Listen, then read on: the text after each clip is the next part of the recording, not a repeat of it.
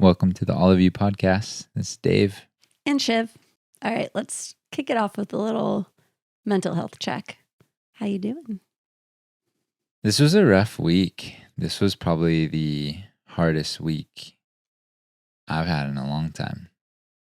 A little bit of a growing, maturing, healing, whatever you want to call it, is always 2 steps forward, 1 step back, it seems like. And this was a week that was really challenging for both of us, but I didn't know I wasn't doing well.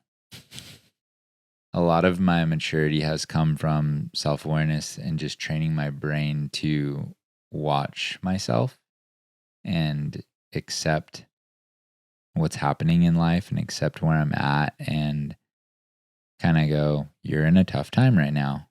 That's okay. But I lost that this week. Like I wasn't watching myself very well. And so I really stumbled a bit and I still feel a little bit in a funk. Like my mind hasn't fully come back. It was hard to realize that I was worse off than I wanted to be. I'll probably know more in a week, to be honest, about where I'm at right now. Looking back on this week, I was struggling, and I was struggling worse than I wanted to. So I became in denial about my own struggle instead of kind of raising a red flag or checking in. I mean, in hindsight, I wish I would have meditated more.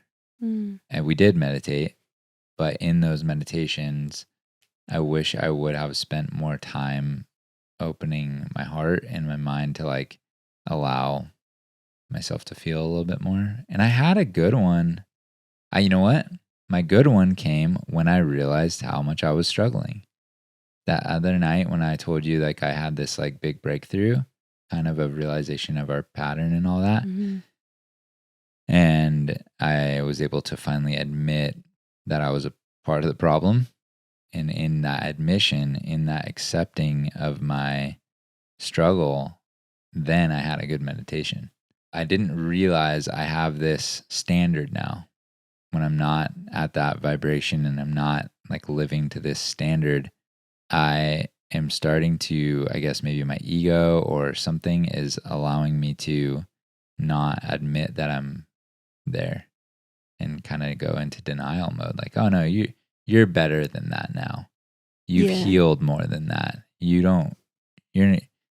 not actually that bad. Like you're not slipping. You're not back into some old pattern, but I was 100% back in an old pattern. And the quicker I would have accepted that, the quicker I could have reverted out. But yeah, it was tough to realize, but I'm so grateful now for realizing it because now I can start to get my energy back. I'm not fully back yet, but I'm working through it. But this week, it was rough to realize that. Like, I actually haven't been my best self for a few weeks. Yeah. What about you? Well, I would say I had a lot of fears hitting me this week. Processing through them was challenging. So I actually knew I wasn't in a great mental space, but what made it worse is actually the expectation I have on myself that I won't go through seasons of that because we live and breathe mental health, like awareness and practices. Like we really try to practice what we preach on here. And I think that I have just kind of being a perfectionist and working on that, maybe better said, I'm a recovering perfectionist. I had an unrealistic expectation on myself that I wouldn't get into funks. And I was totally in a funk this week. So when I got into a funk, then I was really hard on myself for it. And like the expectation that I shouldn't get in funks, that I should be able to snap out of this and I have tools and I should be better. And then I honestly kind of felt like I was hung over from that mental battle once I realized what I was doing and went, oh, okay, like take a step back. Healing is not linear. It is 2 steps forward, 1 step back. I am human. It is okay to struggle. And like gave myself that permission, then I almost felt hungover from like just the emotional turmoil I put myself through this week. Yeah. We are interesting creatures as humans. Me specifically, I'm an interesting creature. Yeah. But, You are. No, just kidding. it's true. So our minds just can wander and really get out of reality. I think the number one mistake people make, I'll probably say this a million times on this podcast, and it's the number one mistake that I slip into, is trusting my brain. mm-hmm. Trusting that I'm the one in reality. Bullshit, I am. There's billions of people around and I'm the one that's got it figured out. We're in some type of conflict and I'm the one that's 100% right. No, one of us at best is like 55% right. But if we're at odds, the truth is always in the middle. Mm-hmm. And sometimes we're both so far from reality, neither one of us can see the truth. So that's why people need a therapist or it's okay to get asked for help. It's actually the right thing to do because you can't always see it. Yeah. This is how mental health works to me. It's like we are trying to figure out a problem, like when you're in school, like a math problem, and you can't figure out the answer. And you sit there for 4 hours and you're never going to find it. You're not well versed in the formula yet. And you sit there for 4 hours trying to figure it out. You should raise your hand and ask for help from the teacher. Like, I don't understand how to do this yet. Can you teach me the formula so that way I know how to do problems like this? So you need another perspective. But we, as social creatures, will go to an event and somebody says something that we don't like, and we just silently get angry at them. And then we go on the drive home talking to our partner or something about it and venting, and we never like clarified with the person, like, what do you mean by that? Mm-hmm. Like we don't ask for help. We don't ask for other perspectives. Naturally, we're like afraid to use each other because maybe that says something about us. We're so insecure. We actually have, I think a lot of us, myself included, have the expectation that we should know all the formulas, even the formulas we haven't been taught. So no one taught me this formula, but I should know this formula. So I'm not going to ask because that's embarrassing. When in reality, most of us don't really know what we're doing. We got to ask each other for help. Nobody has it figured out. We need each other in this. We need the community of everyone. And we're not all going to be professionals at everything. Yeah. It reminds me of that quote, and I wish I knew who it was by, that we're all just walking each other home. Yeah. And it's like, we're all just figuring it out together. Yeah, and I think the age of the internet is difficult because it's so great with YouTube. Like I've picked up so many skills, and I would say I'm kind of a jack of all trades, master of none. But the expectation is not to have it all figured out. And also thinking that you should do it all yourself is very isolating and alone. Like I need a plumber sometimes. And I should need it's good for me to rely on that plumber and him to come into my home.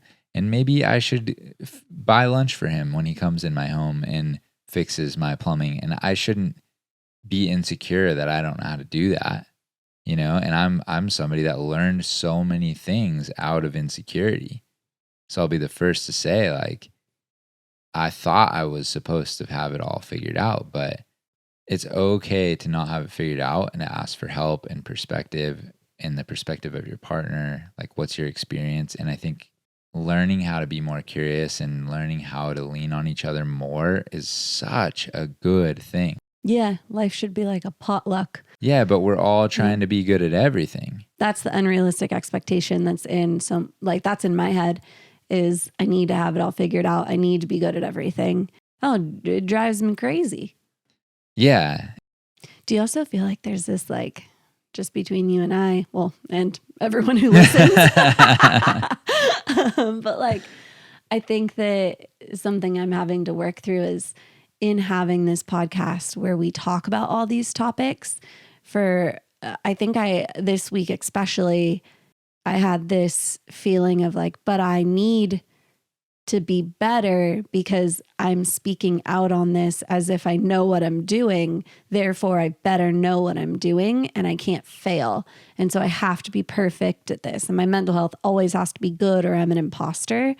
And these were the feelings or the thoughts that I had this week that are actually not true and were hurting me in my brain. Because at the end of the day, I am human. How could I possibly get in here and say I'm better than anyone else?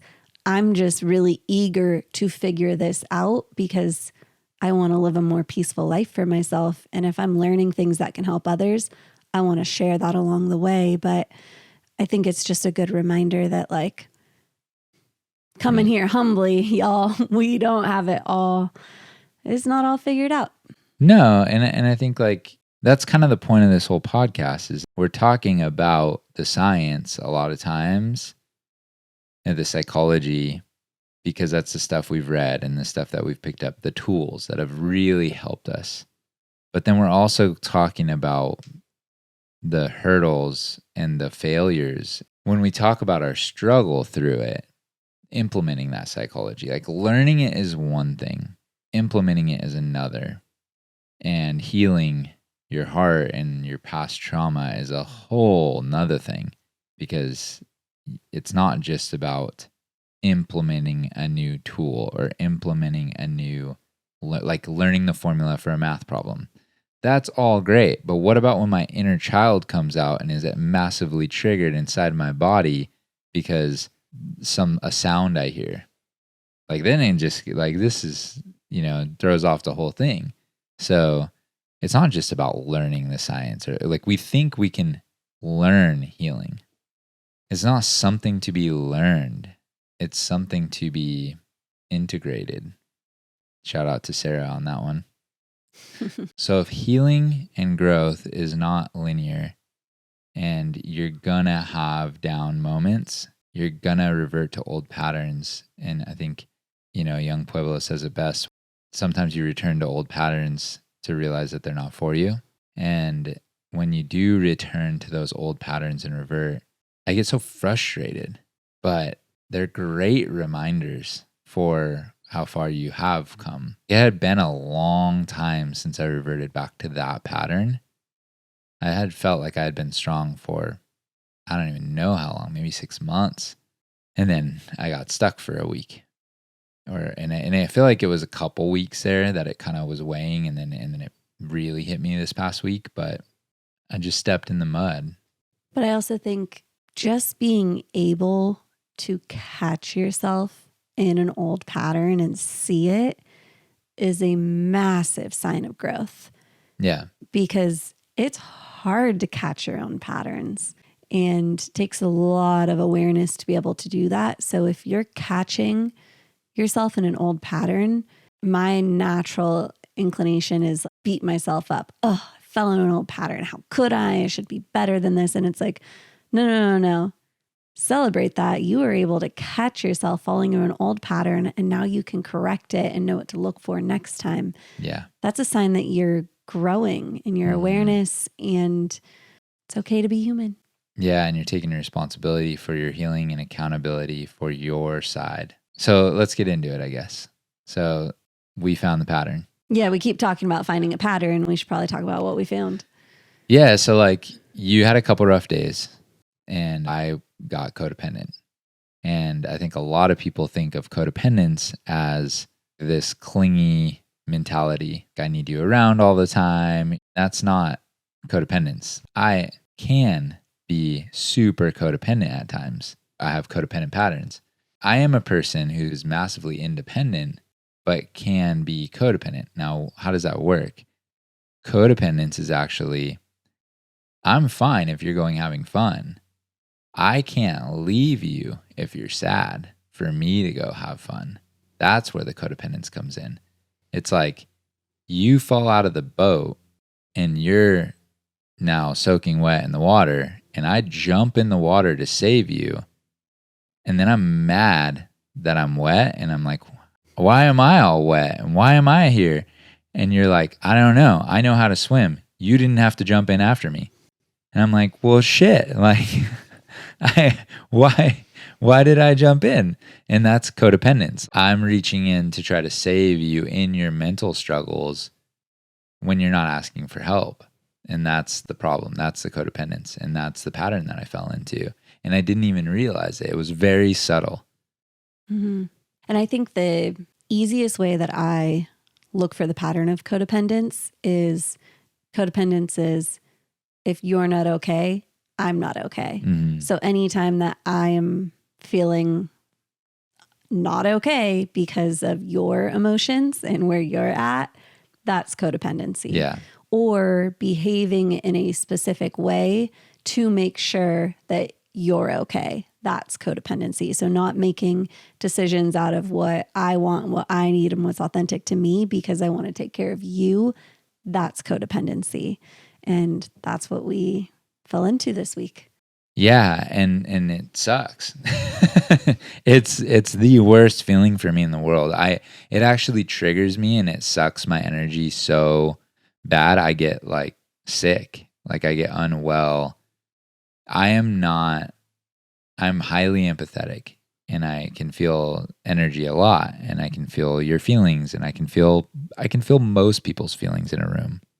But it's not my job to. And my job is not to worry about everyone else. My job is to worry about me.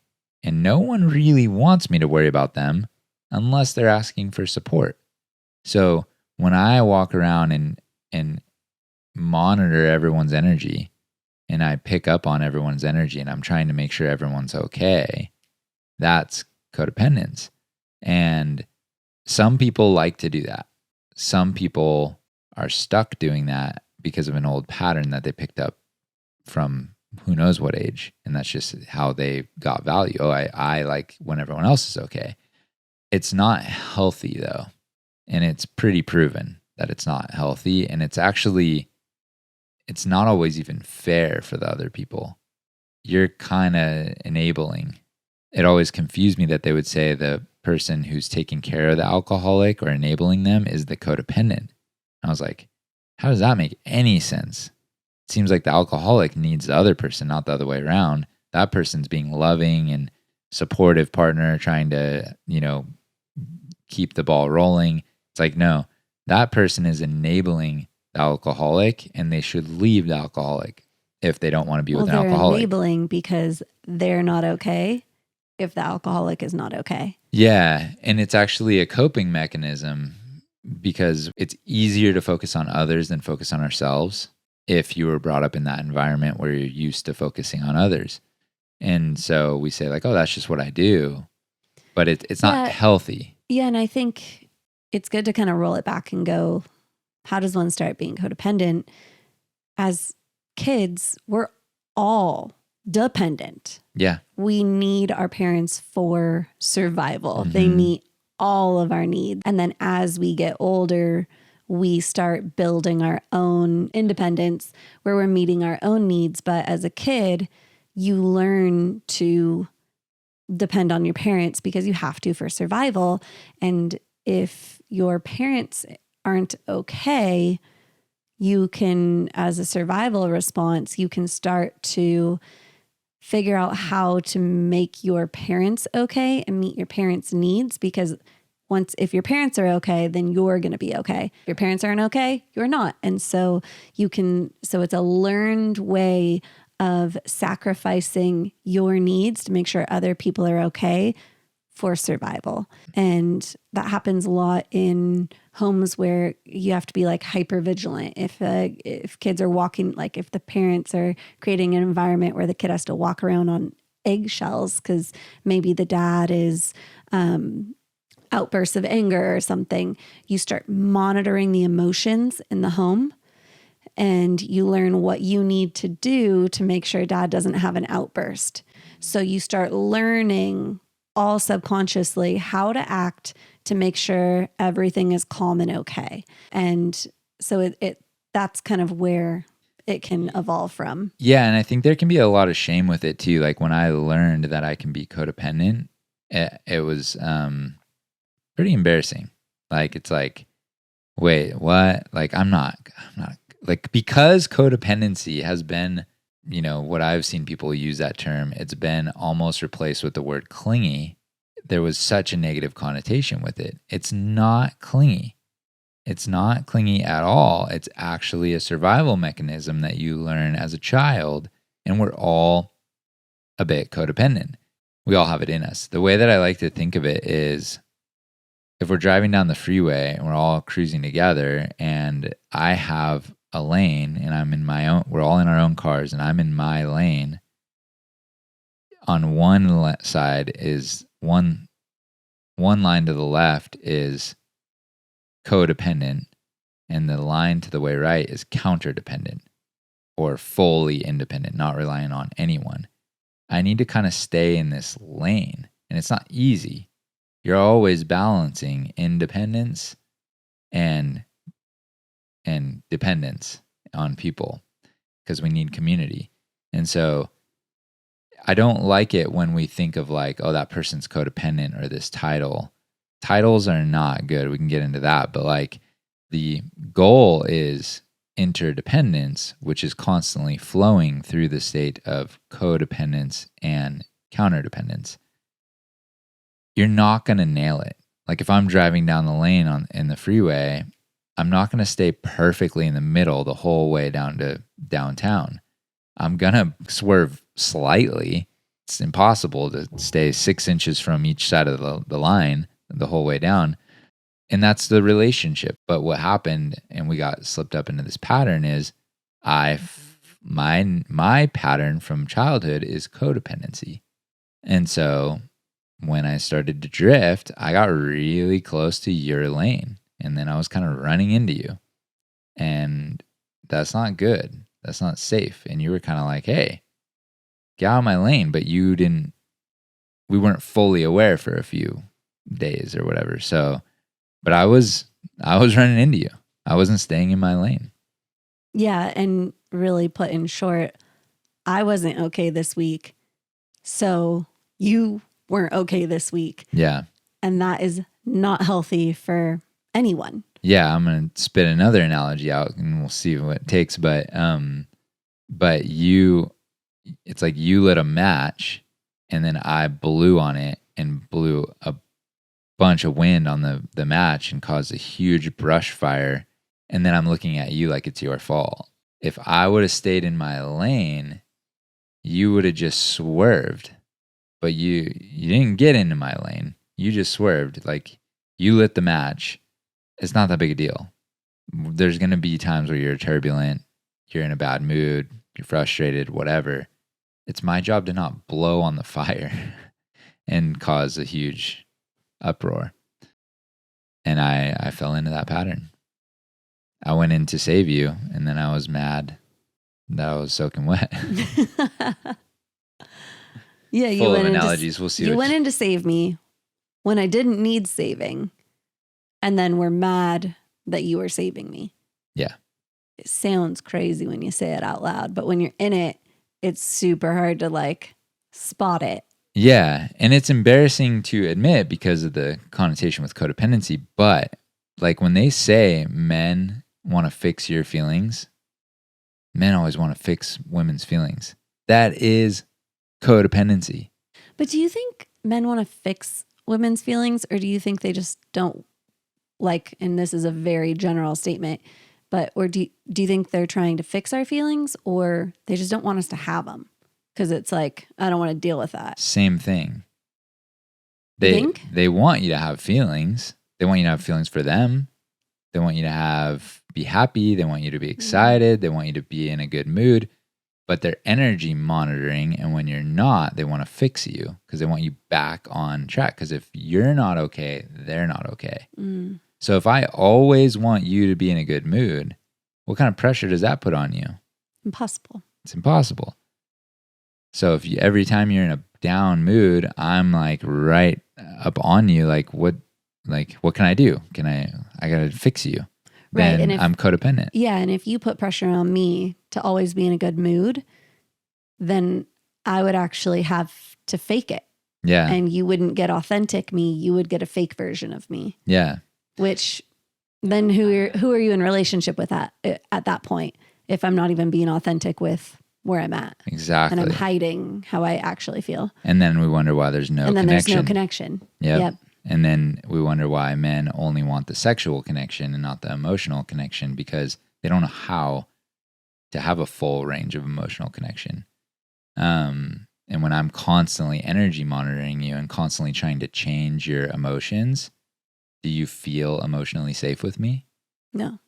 So if you don't feel emotionally safe with me, how are you comfortable emotionally connecting with me? Well, you mean emotionally or physically connecting? Both. Emotionally connecting with me. Yeah. So you need emotional and sexual connection in a relationship, and emotional connection needs to come first. But if I am not properly stewarding your feelings, and anytime you have a down emotion, I'm trying to fix it, and I'm kind of micromanaging your emotional status, you're not going to want to emotionally connect with me. But what do women crave? Emotional connection. So if I'm not emotionally safe and you crave emotional connection, how does this ever going to be a place where you're happy? It's better to walk away than it is to try to fix. It's better for me to say, look, I'm a little bit in a funk too, so I'm going to let you be in your funk and not have empathy on you, just take care of me, than it is for me to be like, I'll sit with you, but I'm not okay with the way you feel, so I need to change it. No, that's not safe. That's not emotionally safe. Unless you're asking me to help you. If you're like, hey, I'm on a weird frequency, I want to have some fun. Well, yeah, I think that's actually a really important part of this that we realized in what was happening in our pattern is I'm not okay. So you're not okay and you're trying to fix. But what the healthy dynamic looks like is I'm not okay. I check in with myself and go, what do I need? What do I want and need? And is it something I can ask Dave for? If it is, I ask you for support and you lend a hand if you can. But you just trying to go in and fix doesn't work. I have to know what I need in order to be okay. That is my responsibility, not your responsibility. And the whole dynamic spirals when you're trying to fix me without me trying to fix myself. Yeah, because like I want to even sit here for a little longer. Even that's probably, I don't know if we're beating a dead horse, but if you are in a down moment and you don't know what's going on with you yet, and I try to go and sit with you, but I try to fix you or I try to pressure you to know what's going on, that is not going to be helpful for you. That's going to upset you more. That's going to, now you're going to feel an obligation to get yourself well for me.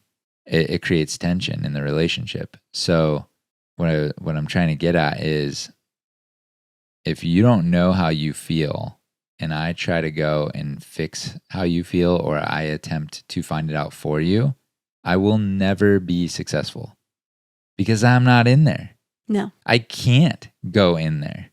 I literally can't. My soul can't go in and figure out how you feel. I can't do any magic tricks to change how you feel or figure out what you actually want and need. Well, and on top of that, now I'm not feeling good, and I have the responsibility of getting myself to a better place to make sure you're okay. Yep. It all explodes. Exactly. And so our codependent pattern is not healthy for either one of us. Mm-hmm. And it actually will weigh on us over time if we're there. We're both not okay with it. So finding it, but it's hard to do. If you're used to it and it's your known and it's your habit, it's your, well, I just love people so much that I want them to feel okay. No, not your job. You are now emotionally monitoring, and you're not creating a safe place for them to really figure out how they feel. The best thing I can do is say, hey, I'm really sorry you're having a hard moment.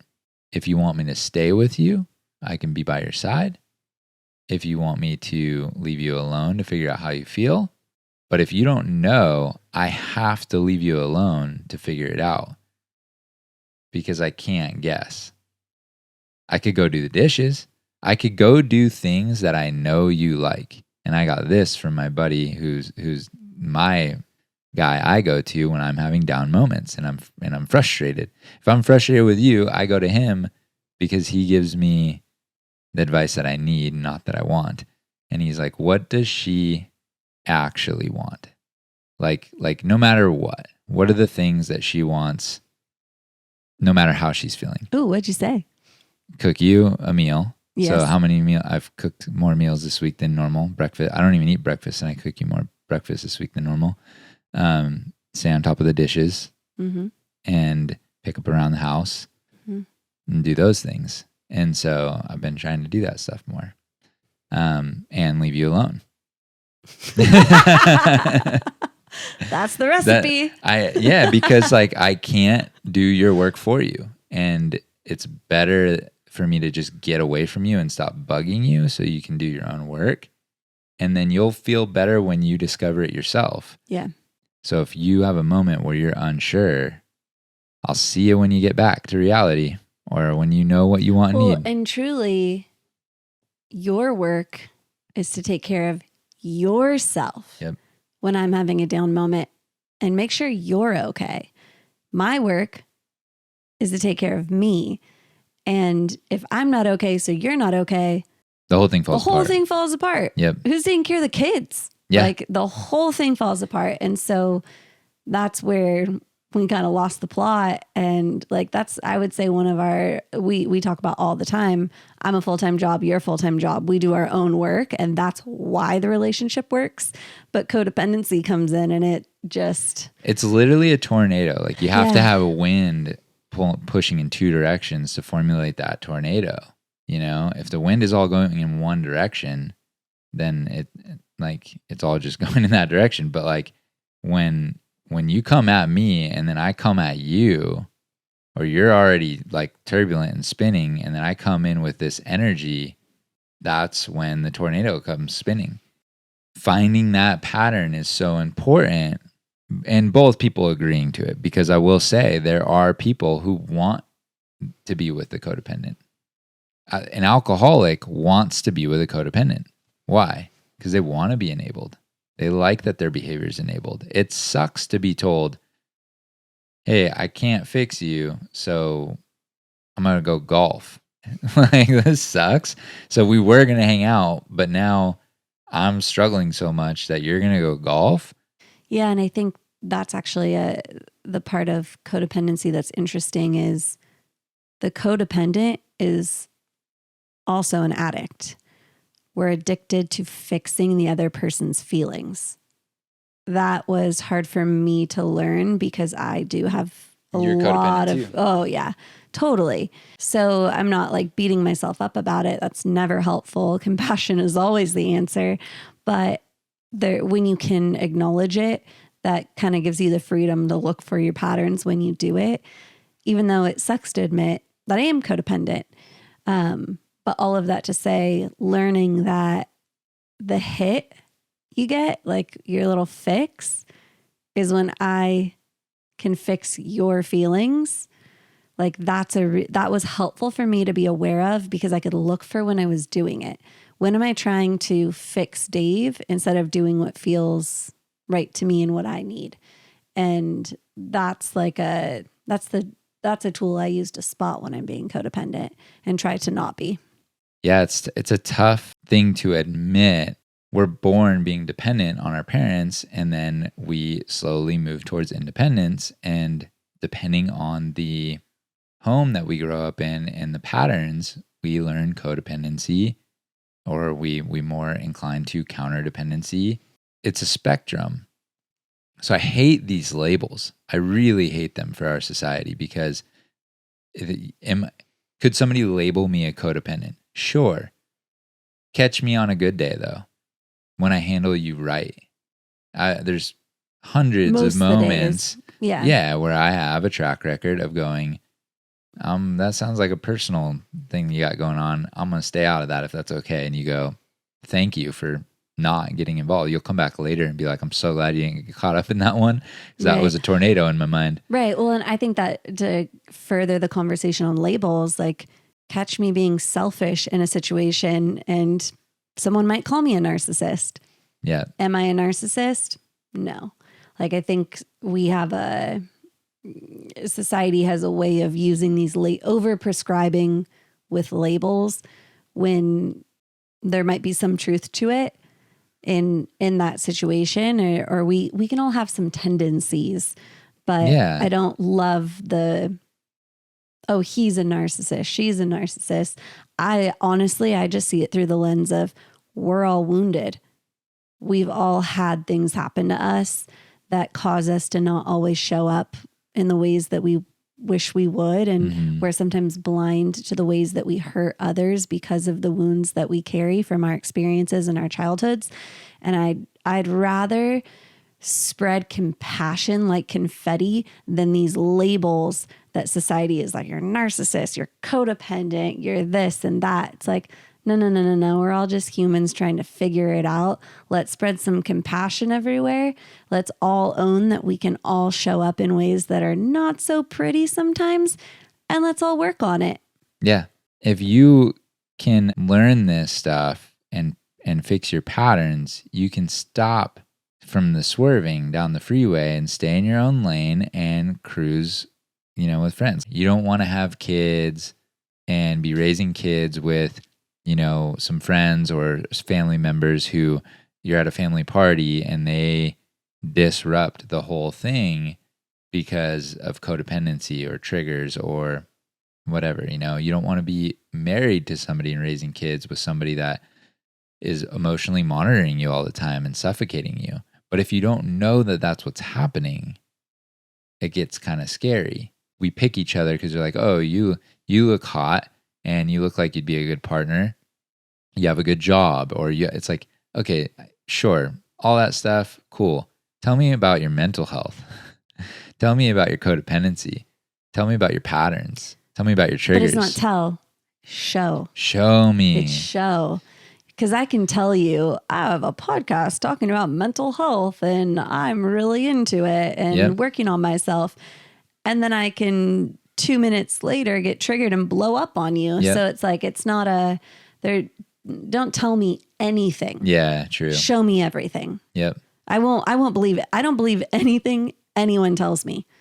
I watch them. Well, because your down moments, you're going to, and like we said, we have the down moments, like that happened. Yeah. This week we had a codependent episode that wasn't healthy and it wasn't good, but I know I have a partner who's willing to work on that with me and to spot it and try to fix our patterns. The expectation that someone's going to be perfectly healthy is absolutely unrealistic. No one is. Yeah. But if you have someone who's willing to work on the ways that they're unhealthy, that's good. You can make it work.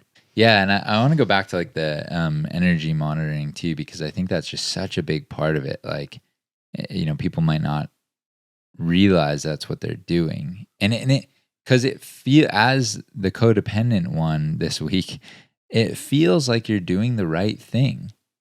It feels like you tripped and fell and I'm extending my hand. It's like you fell out the boat and I'm jumping in to save you. That feels good. And it can become an addiction. And it feels good to help. And it feels good to be the one that feel like you're the righteous one. You're the one I saved them. Yeah.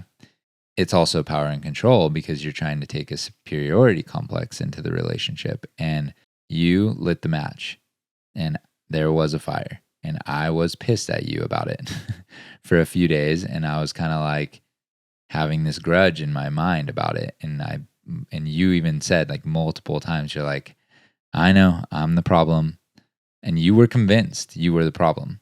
So if I would have left it there, that's basically, I was the codependent one, and now I'm kind of borderlining the narcissistic behaviors because you had a down moment, but there was a fire that happened, and I blew on the match and I was the one that caused it all. Yeah, I had a match and then you lit the house on fire and we're running around in circles screaming the house is on fire. And I'm like, well, I just got a match, dude. But you Yeah. thought that you caused the whole fire. Because I lit the match. Yeah. Yeah. And we were kind of both in that. And so I could have been on my high horse in superiority, and I was for a little bit.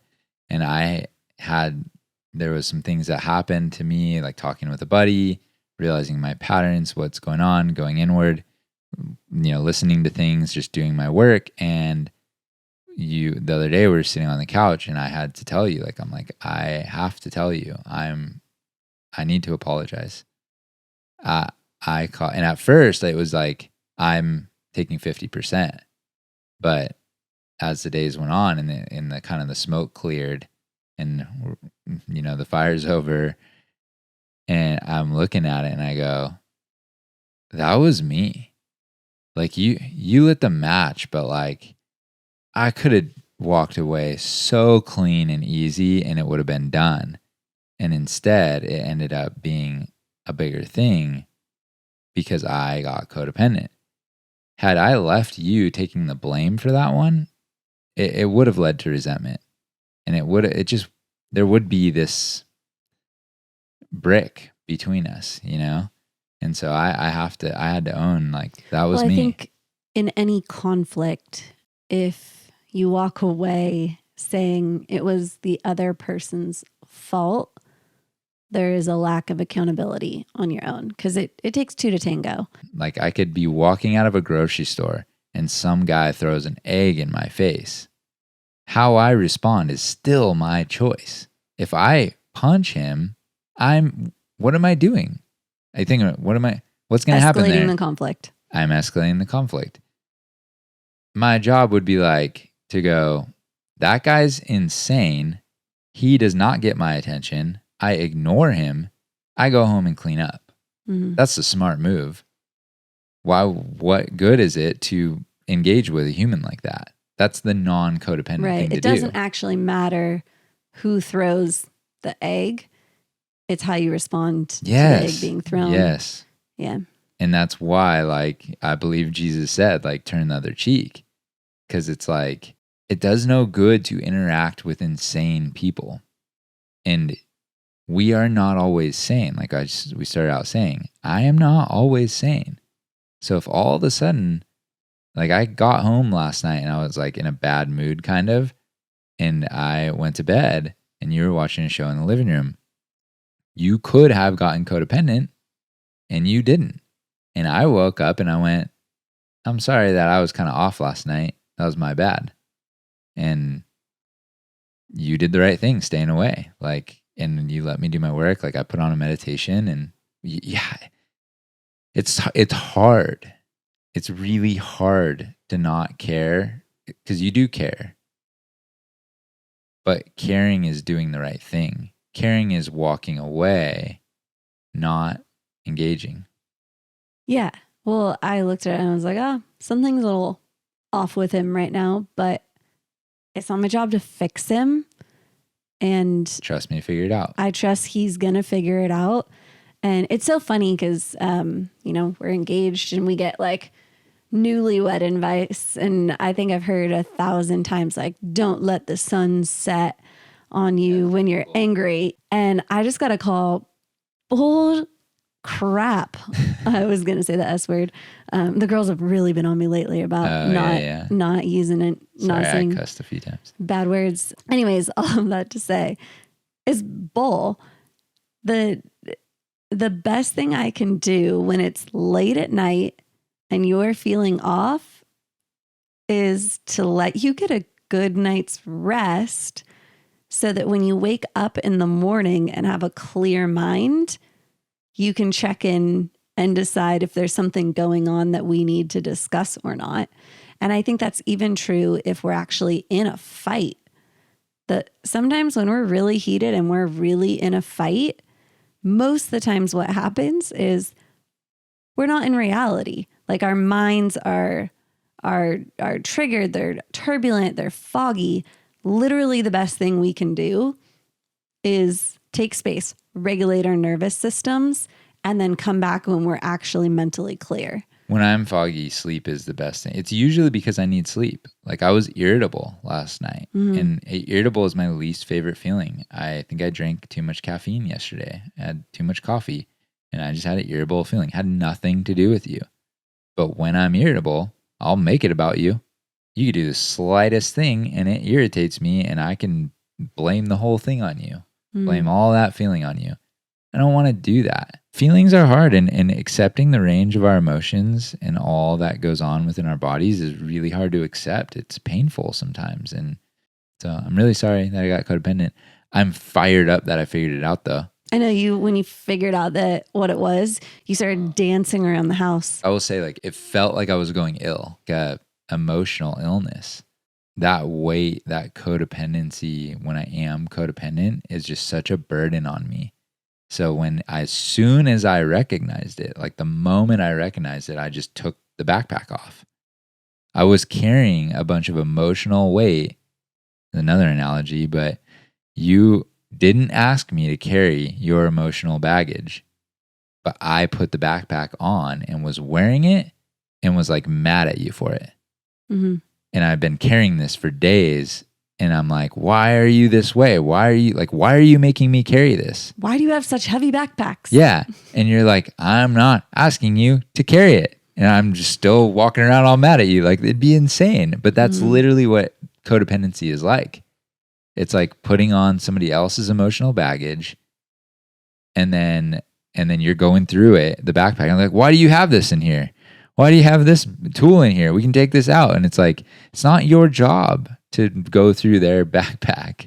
Take it off, give it back. And actually, like another important thing to it is when I take your backpack, when I take your emotional baggage, I'm actually trying to do the work for you and I'm taking your power away. And so when I gave it back to you, I felt lighter. I felt freer. My smile came back. Like I felt better. You felt better about me. And you got your power back too. Because then you felt like you had autonomy to have all the range of your emotions without me monitoring them. That's just a good place to be. Like you need emotional freedom in the relationship. And as two people who can veer on the codependent spectrum, I want to say the work has been hard, but it's so freeing. And we, for ourselves, have had to figure that out. Thankfully, we want to encourage each other not to be, but if you're in a relationship where you're a codependent with a counterdependent and they like you being codependent, you're kind of stuck in that's a more difficult pattern to break because both people are kind of enjoying the dysfunction where we don't like that. We really don't like dysfunction. No. Which is where this is all born. Probably why we're here. I hate being in the dysfunctional relationship. It's not healthy. It doesn't feel supportive. It doesn't feel freeing.